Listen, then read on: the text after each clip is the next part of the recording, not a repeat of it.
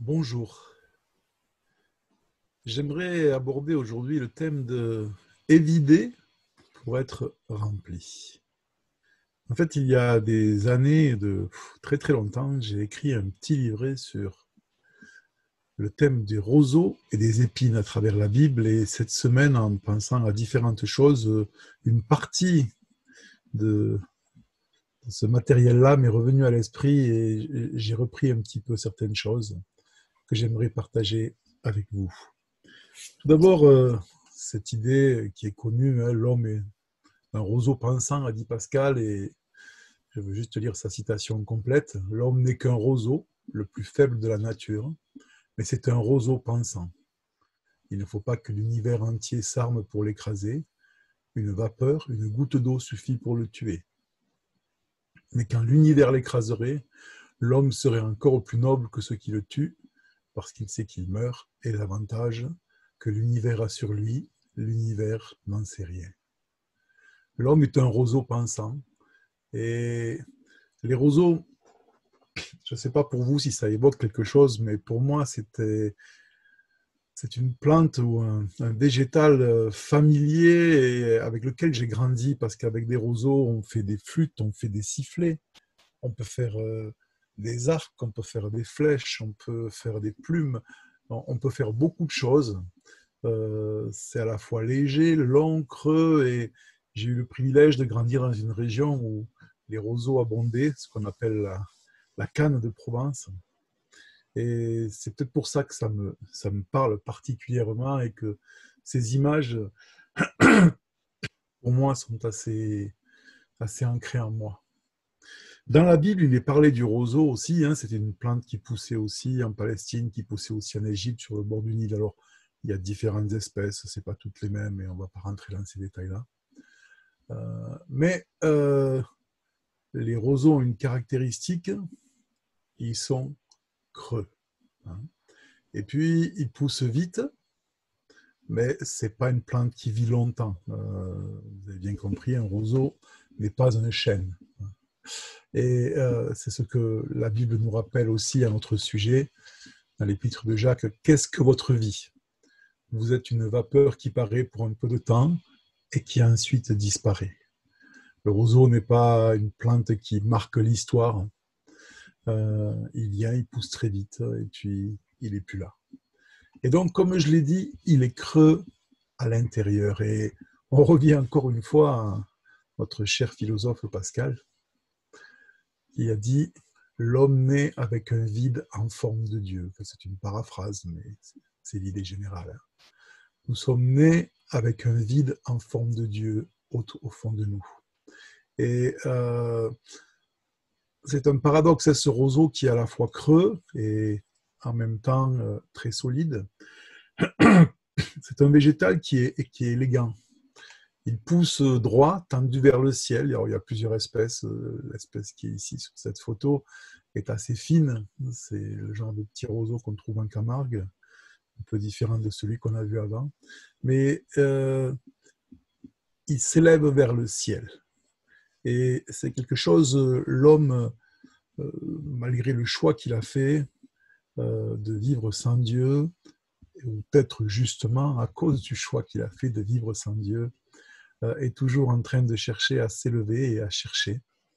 Et cette pensée nous est rappelée par ce texte de l'Ecclésiaste.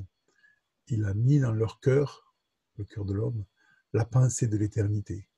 Bien que l'homme ne puisse pas saisir l'œuvre que Dieu fait du commencement jusqu'à la fin. Nous nous posons des questions, nous avons été faits pour ça, c'est une bonne chose. Nous avons des rêves d'infini, nous avons des rêves d'absolu, nous avons des élévations d'âme, même si nous sommes aussi capables des choses les plus basses. Et donc l'homme, comme le roseau, est à la fois très fort, très faible, non dénué de beauté, et en même temps des fois tellement fragile. Parce que le roseau, comme l'homme, dépend de son milieu extérieur, dépend des circonstances. Il a besoin de tellement de choses. Dans le livre de Job, il dit ceci, le Job croit-il le Jean croit-il s'en marrer? le roseau croît-il sans humidité? Nous sommes dans la partie physique de notre être, des mammifères, mais nous sommes les moins bien équipés pour survivre. La plupart des animaux se débrouillent très rapidement sans leur mère. Ils apprennent très vite à marcher, à courir ou à voler ou à nager, à se nourrir, à plonger, etc. Les êtres humains sont dépendants de leur espèce, mais il faut beaucoup de conditions pour que ça fonctionne. Et nous sommes comme cela, ce mélange de force et de fragilité, à la fois avec des élévations et puis aussi peu enracinés, dépendant de ce qui est autour de nous. Et nous avancerons comme nous pouvons avec ça. Dans l'Ancien Testament, dans les symboles qui sont donnés, l'Égypte, qui était le meilleur ennemi, on pourra dire, du peuple d'Israël, était souvent comparé au roseau. Lorsque le peuple d'Israël, qui était appelé à s'appuyer sur son Dieu, à faire confiance à Dieu, nous avons fêté la Pâque le week-end dernier, cet événement où le peuple d'Israël est sorti d'esclavage et est parti pour rejoindre la terre promise, un très long voyage qui a duré longtemps. Mais une fois qu'ils ont été installés dans la terre promise, ils ont eu très très souvent envie de retourner en Égypte, de s'appuyer sur l'Égypte. Et dans l'Ancien Testament, cela dénote cette tendance de l'homme à s'appuyer sur des choses qui ne sont pas les bonnes, qui ne sont pas solides. Et nous avons cet exemple, cette phrase qui revient souvent dans l'Ancien Testament. Je le lis ici dans 2 Rois 18, 21. C'est Dieu qui parle à son peuple et qui dit « Voici, tu as placé ta confiance dans l'Égypte, tu as pris pour soutien ce roseau cassé qui pénètre et perce la main de quiconque s'appuie dessus. » Tel est Pharaon, roi d'Égypte, pour tous ceux qui se confient en lui. Alors peut-être pour vous, cette image, elle n'est pas très forte, mais comme je vous l'ai dit, j'ai grandi avec des roseaux, et avec les roseaux, on faisait des cannes, on faisait des lances, on faisait des épées, on faisait beaucoup de choses. Et il arrive fréquemment, quand le roseau est frappé un petit peu trop fort sur une pierre, sur un autre roseau au cours des jeux, qu'il se fende sans qu'on le voie, et quand on s'appuie dessus, il se casse, mais il se casse en faisant des brisures qui sont très très pointues. Et j'ai encore quelques cicatrices dans les mains et une sur le côté du crâne, où ça m'est arrivé d'avoir ce roseau pas qui transperçait la main, mais qui rentrait quand même assez bien parce que c'est assez taillant. Et c'est l'image, voilà, de ce soutien quand on s'appuie sur les choses qui sont pas celles que Dieu a voulu pour nous. On a l'impression que ça tient et puis à un moment, ça se brise et ça nous fait mal. Alors tout ça, c'est des symboles. Ce roseau, notre humanité fragile, creuse, qui a besoin d'eau. Et si on continue l'histoire, j'étais dans l'Ancien Testament, Christ un jour est venu. Dieu qui vient sur terre, qui s'incarne, qui prend un corps humain. C'est un immense mystère, mais qui vient vivre parmi nous. Et lorsque Christ a commencé son ministère, il y a cette prophétie qui a été citée à son sujet. Il est dit « Il ne brisera pas le roseau cassé, et il n'éteindra point le lumignon qui fume. » C'était une annonce de ce que Christ allait faire. Ce roseau qui symbolise notre humanité avec sa fragilité. Un roseau cassé, ça ne se répare pas en réalité dans le monde végétal. Lorsqu'il est brisé, il n'y a rien à faire. Mais il est dit qu'il ne brisera point le roseau cassé. Jésus n'est pas venu pour condamner, il n'est pas venu pour accuser, il n'est pas venu pour appuyer encore plus là où ça fait mal. Et tout au long de son séjour sur terre, il n'a cessé de démontrer cette chose-là, hein. Que ce soit avec cette dame qu'on traîne à ses pieds et puis en disant, voilà, elle a commis un adultère. Toi, qu'est-ce que tu dis, hein? Que celui qui n'a jamais péché lui jette la première pierre. Et puis, avec les gens qui étaient rejetés, avec ceux que personne ne voulait, avec les exclus, avec tous ceux qui n'avaient, aux yeux des autres, peu de valeur, Jésus va les accueillir et puis il va les aimer. Il va les aimer, les encourager à aller de l'avant. Et cette humanité que Dieu a endossée en venant sur terre, Christ va la mener jusqu'au bout. Et bien sûr, c'est des images, c'est symbolique, mais on voit comment il a porté notre humanité jusqu'au bout. Et ce roseau qui traverse toute la Bible se retrouve là aussi au moment de la crucifixion, hein, après que Jésus ait été condamné injustement, arrêté d'abord, et puis fouetté. Il est dit ceci. Ils tressèrent une couronne d'épines qu'ils posèrent sur sa tête et ils lui mirent un roseau dans la main droite. Pourquoi un roseau dans la main droite? Parce que on l'accusait d'être roi des Juifs et bien sûr, personne ne croyait qu'il était vraiment roi. Alors, c'était une parodie de sceptre, hein. Les rois ont des sceptres, souvent à cette époque-là, qui étaient des objets précieux en or avec des pierres précieuses, éventuellement s'il est en bois précieux. Et là, on lui met un roseau à la main pour se moquer de lui. Mais Christ l'a pris. Et il l'a pris dans ses mains, de la même façon qu'il a pris notre humanité. Il n'en a pas eu honte, il l'a pas rejeté, il l'a pas repoussé. Il l'a assumé comme s'il était lui-même l'un de nous. Et c'est ce qu'il s'est fait. S'agenouillant devant lui, il le raillit en disant « Salut, roi des Juifs !» Et il crachait contre lui, prenait le roseau et frappait sur sa tête. Sa tête qui portait la couronne d'épines et bien sûr le roseau, même si ce n'est pas une branche de chêne, ça fait mal, et avec lequel il était tapé. Et tout ça, ça nous rappelle, nous sommes seulement une semaine après Pâques, ce que Christ a souffert pour nous, mais ça nous rappelle surtout, encore une fois, que ce n'était pas un accident, c'était pas quelque chose il aurait fallu l'éviter, et puis non, il l'a choisi. Il a embrassé l'humanité. Il l'a prise sur lui, il l'a endossé, il y est rentré dedans, comme une main rentre dans un gant, plus que ça même. Et donc, il a accepté de tenir ce sceptre de roseau et il a laissé ces humains à qui il venait apporter le pardon, l'amour, la réconciliation, une voie nouvelle, un royaume nouveau. Il a laissé ces humains prendre ce roseau et frapper sur sa tête avec et lui faire mal et le blesser. Parce que l'amour prend toujours le risque d'être blessé et c'est ce qui s'est passé. Et là, c'était plus que blessé. C'était sauvage, c'était méchant. Et lorsqu'on continue de lire les textes qui nous parlent de la crucifixion, toujours dans l'évangile de Matthieu, une fois qu'il a été mis sur la croix, Jésus a eu soif.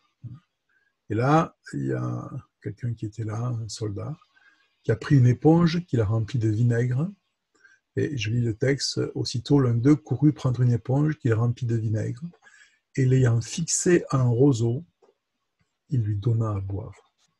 Et bien sûr, c'est tout à fait symbolique, allégorique même dans ce cas-là, mais ça a du sens.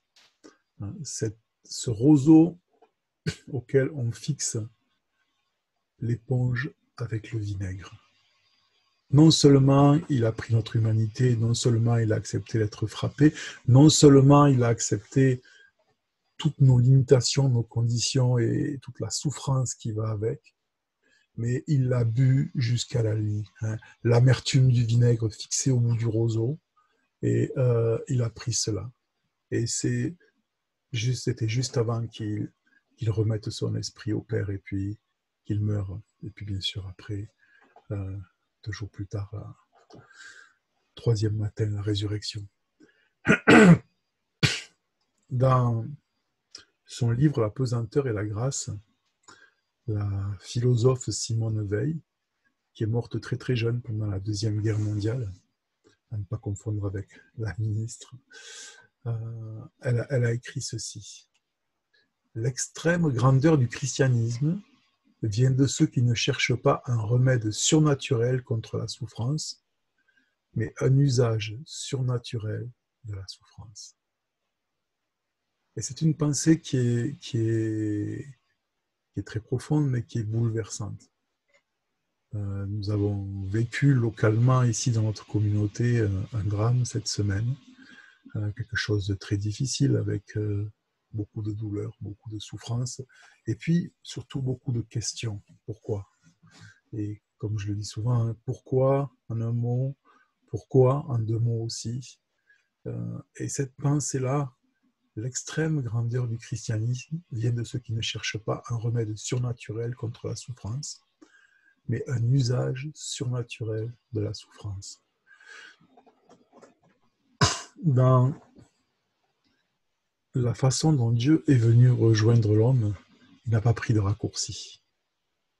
Il n'est pas arrivé, pouf, à l'âge adulte, venir faire un petit tour, nous donner quelques leçons, nous dire ce qu'il fallait faire et puis repartir. Il a réellement embrassé notre humanité, il l'a vécu de l'intérieur, sans tricher, sans aucun raccourci, sans aucune immunité contre quoi que ce soit. Il a connu la souffrance dans toutes ses horreurs et dans toute sa palette, que ce soit les souffrances physiques avec la crucifixion, les souffrances morales, la trahison, l'incompréhension, l'abandon, le mépris. Toutes ces choses-là, il les a connues et il les a connues pleinement. C'était pas comme dans un film où les acteurs jouent la souffrance, mais même si des fois ça peut être un peu difficile, c'est pas réel. Non, il a tout vécu réellement et il n'a pas utilisé ses pouvoirs surnaturels pour éviter la souffrance. Et il est venu inaugurer un nouveau royaume dans lequel nous entrons sans éviter les souffrances, avec toutes ces questions qui restent là. Mais il est venu amener autre chose, un usage surnaturel de la souffrance. Alors, j'ai déjà dit plusieurs fois, en tant que roseau pensant, roseau humain, nous sommes fragiles et nous sommes creux. Et les épreuves de la vie nous creusent un peu plus. Et ça, c'est quelque chose qui est difficile. Lorsque Jésus est né, historiquement sur Terre, en Palestine, le roi Hérode, bien sûr, qui était comme tous les rois, prêt à tout pour garder son trône, apprenant par les rois mages que notre roi serait né, décide de faire tuer tous les petits-enfants du village. Et il y a ce verset déchirant qui nous dit « Rachel pleure et ne veut pas être consolée parce que ses enfants ne sont plus. » La souffrance, le deuil, les difficultés, les épreuves nous creusent. Mais ils ne nous creusent pas doucement, délicatement.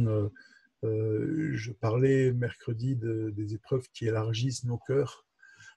Mais il est des épreuves qui, c'est pas de l'élargissement, c'est de l'arrachement. Ça vide, ça nous arrache quelque chose et le vide qui était là devient encore plus grand et c'est une souffrance terrible parce que ce qui était là n'est plus là et ce vide fait mal, hein. On ne sait pas quoi en faire. Et pourtant, cet usage surnaturel de la souffrance, c'est que Christ est venu nous montrer le chemin, il l'a vécu lui-même. Tout ce qui est creux peut devenir un contenant. Ça peut être une malédiction d'être creux. Ça peut être une faiblesse, c'est une faiblesse. Mais ça peut devenir quelque chose de magnifique. Parce que, encore une fois, ce qui est creux, ce qui est vidé, peut contenir. Si vous avez déjà eu le privilège, au cours d'une randonnée, une visite dans des régions où ça se trouve, de voir des lacs volcaniques, vous avez pu voir que c'est quelque chose qui est fabuleux. Hein. Selon les endroits, selon les climats, ils sont différents. Mais c'est quelque chose d'assez incroyable de voir se retrouver au sommet d'une montagne et puis tout d'un coup, il y a cette espèce d'écrin et puis cette eau qui est là, qui est claire. Et c'est magnifique. Et si nous sommes là, au moment où le lac existe, c'est un peu facile d'oublier d'où ils viennent, comment ils ont été formés. En fait, au départ, il y avait une montagne, ou pas de montagne, mais enfin, c'était stable. Mais tout ce qui était solide, stable, a été ébranlé, fondu, déplacé, bouleversé. Lorsque, lorsqu'un volcan entre en activité et lorsqu'il explose, on ne reconnaît plus rien. Ça déforme tout. Et souvent, on pense que le sol sur lequel nos pieds sont posés, c'est ce qui est le plus sûr. Ça ne peut pas bouger, ça ne peut pas s'ébranler. Mais lorsqu'un volcan entre en éruption, il n'y a plus rien qui tient. La pierre fond, tout fond. Les végétaux brûlent, la vie disparaît, tout est ravagé. Et donc, ça paraît assez... On a du mal à imaginer comment quelque chose peut revenir derrière. Et pourtant, avec le temps, le travail se fait, le, le feu s'arrête, et puis on va pouvoir être rempli de quelque chose. Ce qui était un endroit de bouleversement va devenir un récipient, et puis la pluie, des sources, vont le remplir. Et il y a un psaume qui nous parle un petit peu de ce contraste, le psaume 46. Dieu est pour nous un refuge et un appui, un secours qui ne manque jamais dans la détresse. C'est pourquoi nous sommes sans crainte quand la terre est bouleversée, que les montagnes chancellent au cœur des mers, quand les flots de la mer mugissent, écument, se soulèvent, jusqu'à faire trembler les montagnes. Et dans ce moment-là, la suite, il est un fleuve dont les courants réjouissent la cité de Dieu, le sanctuaire des demeures du Très-Haut. Dieu est au milieu d'elle, elle n'est point ébranlée. Dieu la secourt dès l'aube du matin. Et j'ai souvent abordé ces derniers temps le sujet de la vie intérieure, de ce royaume intérieur qui est au-dedans de nous, qui est caché en nous. Et c'est là toute la force, toute la beauté, toute la puissance de la foi chrétienne, de la spiritualité chrétienne. C'est que, alors que nous sommes encore dans cette phase-là, où tout explose, où plus rien ne tient, et ça, c'est le monde réel dans lequel nous vivons, l'épreuve qui nous tombe dessus, la difficulté, tout est bouleversé. Dans le même temps, dans le même temps, si nous acceptons que la grâce de Dieu nous y conduise, nous pouvons nous retrouver ici, en même temps. Dans la nature, il va falloir énormément de temps avant qu'on passe de l'image du bouleversement à celle-là. Mais pour nous, nous pouvons trouver ce refuge au milieu de l'épreuve. Et quand je lis ce psaume, pour moi, j'ai une image personnelle que j'aime beaucoup partager. Vous l'avez peut-être déjà entendu, mais que je vais encore reprendre avec vous. Lorsque j'étais jeune et que je vivais dans le sud de la France, j'aimais beaucoup aller faire de la plongée en apnée. Et puis, certains jours, il y a du Mistral et les vagues sont fortes, même si ce n'est pas l'océan. C'est difficile de rentrer dans l'eau parce qu'on est sur les rochers, ça coupe, ça bouge, et vous connaissez le bruit que fait le vent et la mer quand c'est déchaîné. Et puis là, on se jette à l'eau, on descend d'1 mètre ou 2, ou un petit peu plus, mais pas beaucoup plus. Et tout d'un coup, on est dans un monde paisible, tranquille, rien n'a changé. Les poissons sont là doucement, les algues doucement, tout se balance. Et puis vous remontez pour respirer, et là tout d'un coup il y a le vent, il y a les vagues qui se jettent sur les rochers, le fracas qui est là, et on redescend, et on est dans le monde du silence, dans la tranquillité. Et c'est ce que Dieu veut nous apprendre à faire. C'est cela l'usage surnaturel de la souffrance, qui nous apprenne dans les moments où tout est bouleversé, à descendre à nous-mêmes pour le retrouver et le laisser nous prendre par la main et nous dire « Je ne vais pas t'expliquer ce qui se passe, mais je vais le vivre avec toi et je vais te donner ma paix et je vais te prendre dans mes bras et je vais te porter à travers cette période. » Oui, c'est compliqué parce que régulièrement, il faut monter à la surface, respirer. Et là, on est de nouveau confronté à ces vagues, à ce vent, à ces rochers qui sont agressifs, qui taillent, qui coupent, et on a peur. Et puis, hop, on se laisse redescendre.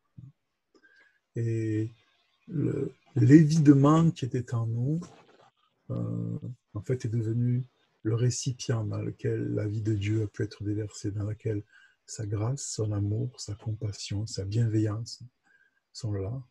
Et un jour, la paix va revenir, et le lac sera là, et les gens vont pouvoir venir, et il y aura de l'eau à boire, et il y aura de l'empathie, et il y aura de la bienveillance pour les autres qui souffrent. Et peut-être certains vont dire « Oh, c'est beau !» Oui, c'est beau, mais c'est le résultat d'un volcan, d'un bouleversement. Alors, je reviens encore une dernière fois à mon survol de la Bible avec le roseau, et il reste une dernière très belle image lorsqu'on s'aventure dans l'Apocalypse, chose que je fais très rarement, un livre que je trouve très difficile à aborder, mais il est là, il fait partie de la Bible, et on retrouve notre roseau. Un ange est en train de montrer à Jean, celui qui a la vision, les nouveaux cieux, la nouvelle terre. Alors, ce sont des symboles, bien sûr. Et là, on est en train de mesurer les dimensions de cette nouvelle cité où nous allons vivre dans la présence de Dieu. Et on retrouve le roseau, mais différemment. Et il est dit ceci, dans Apocalypse 21:15, « Celui qui me parlait avait pour mesure un roseau d'or, afin de mesurer la ville, ses portes et sa muraille. » Christ a embrassé notre humanité, mais il ne l'a pas annihilé, il l'a juste transfiguré. Le roseau est toujours là, mais c'est plus un roseau qui peut se fendre, c'est plus un roseau fragile, c'est un roseau, mais il est en or. Et ça, c'est ce que Christ a fait. En fait, ce roseau terrestre qui est fragile, qui est friable, qui peut si facilement se fendre, se casser, qui a besoin d'eau, c'était juste le moule dans lequel on pouvait couler l'or. Et souvent, la Bible compare nos épreuves vécues avec Dieu à de l'or fin. Et tout ce que nous vivons dans ces moments difficiles où nous n'avons pas d'explication, et voilà, pas de réponse à nos pourquoi. Et par contre, alors que ces épreuves sont là, si nous faisons le choix de crier à Dieu et puis de recevoir de lui sa paix, sa grâce, son amour, il va tranquillement, discrètement, en silence, transformer tout ce que nous vivons de difficile en or fin, en or pur. Et de l'extérieur, c'est peut-être toujours un roseau, un vulgaire roseau, ça n'a pas de grande valeur, c'est fragile, c'est voilà, un roseau. Mais il commence à être rempli, il n'est plus creux, il n'est plus vide. Et puis finalement, un jour, nous allons laisser la fragile enveloppe qui était autour, parce qu'il sera complètement rempli d'or. Et ça sera la nouvelle humanité où c'est toujours le roseau, il ne nous a pas remplacés, il ne nous a pas détruits pour faire autre chose de complètement différent. Non, ça sera des hommes, mais des hommes restaurés par Christ. Et c'est un mystère, on ne peut pas vraiment savoir pourquoi, comment. Et voilà. Et c'est avec ça qu'on mesure cette nouvelle vie qui nous attend. Celui qui me parlait avait pour mesure un roseau d'or, afin de mesurer la ville, ses portes et sa muraille. Alors sachons faire cet usage surnaturel de la souffrance et laissons Dieu nous remplir et rappelons-nous que tout ce qui nous vide, ça nous permet juste d'agrandir notre capacité pour recevoir, pour devenir humblement des récipients de son amour, de sa grâce, de sa vérité, de tout ce qui a de la valeur. Et petit à petit, l'enveloppe va disparaître, mais l'or va rester. Et c'est ce que Dieu veut faire dans nos vies. Alors c'est ma prière pour chacun d'entre nous, pour ceux qui souffrent particulièrement en ce moment, mais pour tous, que nous puissions avoir cette compréhension et accueillir le travail de Dieu en nous, parce que nous sommes ces roseaux qu'il est venu racheter et transformer pour qu'ils entrent dans ce nouveau royaume, dans cette éternité, avec toute la valeur que lui leur a donnée. Merci beaucoup.